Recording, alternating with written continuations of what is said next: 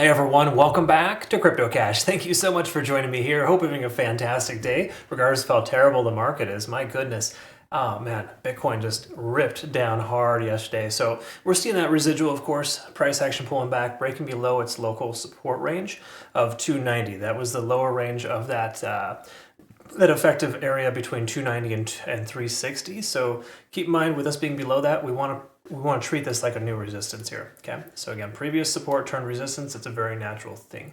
So 290 is the new area we want to close above to have some confirmation that we're tentatively back on track.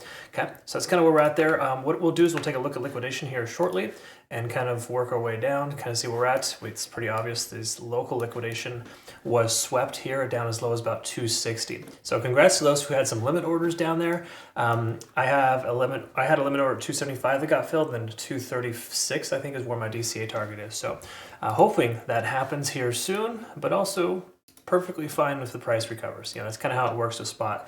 That's exactly why in situations like this, you avoid leverage almost altogether. So I'm recommending to my community that we stay on the sidelines for another 24, 48 hours, just kind of hang out and wait.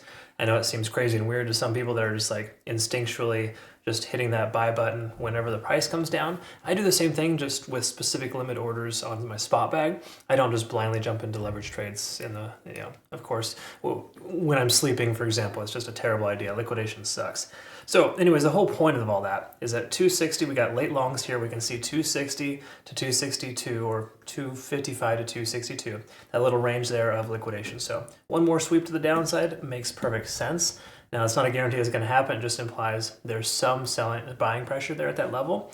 And if the price were to pull back, that would seem like a sensible place for the price to just do a quick little candle wick down. Keep in mind, from a macro perspective, only half the overall liquidation got swept here. And we see each one of these red bars, it's hard to tell, but each one of these little bars is basically $500 million in liquidation. So we saw quite a chunk of liquidation get hit already, but we still got more as low as 240. Okay, so I'd be more than happy to see the price at 240 so I can add to my spot bag and essentially buy that dip. But again, spot is a totally different story. The whole point of this is just to make sure you understand that there's more liquidation on the downside left. Liquidation is still very, very high to the downside, implying that the price is more likely to continue lower. The trend is down. You don't try to take longs into a trend, okay? Or at least don't take longs into a downtrend, obviously. So there's that. Let's take a look at open interest. We can recognize there are some people buying this dip here, 270 and 285. And you also have to recognize this too as well, that altcoins are doing decently well today. At least, their bottom is kind of becoming established, and we're starting to see that bottom get hit as Bitcoin dominance continues lower. Keep in mind, this is the effect, not the cause, but the effect of altcoins absorbing that Bitcoin dominance and the price of alts going up and Bitcoin's going sideways effectively is letting us know that we're in a position right now where altcoins are probably going to go sideways and up, pending Bitcoin doesn't go any lower. Bitcoin just stays at 87,000, I think most alts are going to have a pretty good chance at recovery. But at this point, it's best to presume the price is going to go lower, right? Again, that's more like a consolation. You don't trade on consolation. Taking a look here at the daily time frame, let's recognize a few things. First of all, we're still below, or back below rather, the 20-day SMA. We are now testing / below the 200-day SMA as well. And that's generally not a favorable place to be at. Okay, so again, we're at this resistance range, 290, 285, that's an area in which we see some confluence here, reinforcing that taking along into that key level resistance doesn't make a ton of sense. Okay, so that's kind of where we're at. So the macro doesn't look great. We're under 50 on the RSI. We're back under our SMA there. We have a double stochastic swing to the downside, generally carrying more weight than the first swing. A lot of hindsight, of course, is here. But we were stuck in that range. I expected Bitcoin to bounce and recover off 92, 93,000. That didn't happen. Just continued a lot lower. So I'm super glad that we had a nice, safe, effective stop loss on our long position for Bitcoin. All good. We had a couple of shorts to offset that anyways. I'm mentioning that and letting you know that losses are natural and part of trading. You have to take them in stride and be okay with it. It's not like it's it shouldn't be like a terrible thing to hit that, because you mitigate so much more loss in situations like this. They're actually your friend. Okay, so please recognize that. We can see a MACD divergence here now, kind of letting us know that shift to momentum is effective or effectively occurring right now, and the likelihood of further downside is higher. So if you look at previous highs, 233, 234, round number 235, is that previous high zone. We had 1, 2, 3, 4, 5, 6 times before it broke, and we haven't even come back to retest that level yet. Okay, so all that liquidation is piled up in between here and there. So it seems like a distinct probability we're going to see that level. So I'm going to be happy to see if that level gets swept. But once more, that's kind of where we're at in the macro. 4-hour time frame, we're under every single moving average. We're under 30 on the RSI.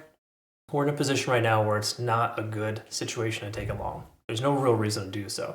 From an overextension perspective, yes, it makes sense. You can buy this dip and find some success, but you're going against the grain, you're fighting uphill. It doesn't make a ton of sense, okay? So you're better off just avoiding taking any longs for the moment until we establish a little bit better of a range. Exactly why patience is paramount in situations like this, because everyone buying the dip keeps getting destroyed, and it just doesn't make a ton of sense. So just recognize we're not in a good place right now. Hourly time frame is going to confirm that. There is nothing hidden here. There's nothing telling us that you should take a long. Okay. Again, we're starting to see an increased amount of volume down here at this lower range. That's positive. But you also got to understand that volume increases as prices go down because they can afford to buy more. So there's that too. Nothing really super substantial that we can see here. So I don't think there's really any reason to consider a long position with this coin. The only time in which you should consider a long, this is down the road too, obviously, is two things. First of all, we want to break back up above our previous support.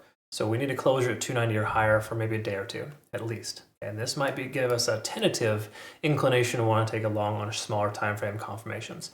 The more macro perspective, though, we legitimately want to be back up over $3, more specifically $3.20. This previous resistance that's held for quite some time. Okay? So again, from a macro perspective, 3 to 320 would be a solid consideration for a long after that, and that's only if Bitcoin is back up over 90,000 at least, right? Or at the very least, not any lower than 87,000. Okay. If Bitcoin keeps going down, this coin will too. Is just the natural way in which the market moves. So that's all we got there. I'll post a playout chart on Twitter, Telegram, Discord. Make sure you check out our Bitunix here. Phenomenal exchange. Awesome deposit reward bonus between now and the 14th of March. So just check them out. They're really cool. Other than that, I hope you have a good rest of your day. Thanks again so much for liking the video, and we'll see you in the next one. Take care of yourself. Bye-bye.